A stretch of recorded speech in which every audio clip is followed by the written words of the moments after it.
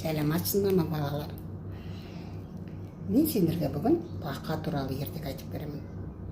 Ол бақа өте тапқыр бақа екен, бірақ мақтаншақ екен. Сол бақа туралы ертекті естіңдер.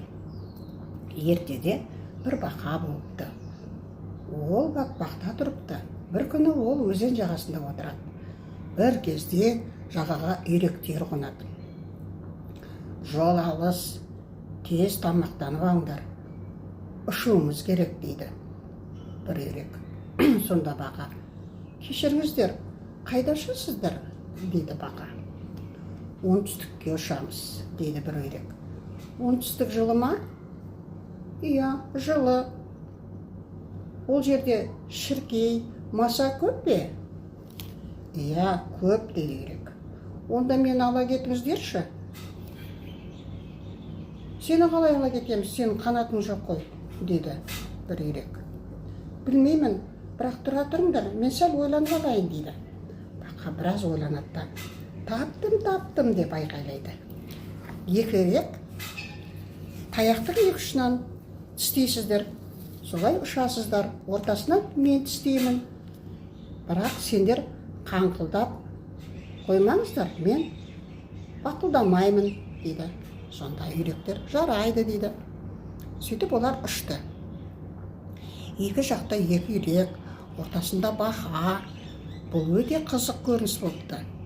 Бұны көрген балалар астында: бақаны қараңдар, бақаны, бақа ұшып жатыр деп айқайлайды. Бұл қызық-ай, бақа да ұшады екен ау деп бәрі таңғалады. Сол кезде бақа мақтанғысы кеп кетеді. Бұны мен ойлап таптым, мен дегенде бақа шалшыққа құлап түседі. Ол не дегенде бақылдамаңдар деп айтты, өзі бақылдамаймын деп айтқан еді, бірақ мақтанғысы кеп бақылдап қояды. Сонымен ол шалшыққа құлап түседі. Көрдіңіздер ме балалар?